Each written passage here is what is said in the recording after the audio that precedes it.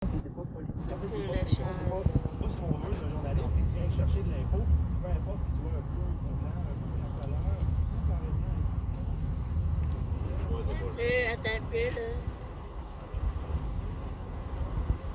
Ah, no, no. Okay, plowing the snow in the morning. So, have a good day everyone.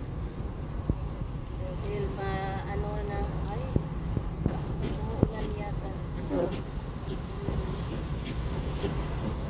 Madulas ang daan, kaya nilalagyan ng buhangin. So, dapat mag-iingat din sa biyahe.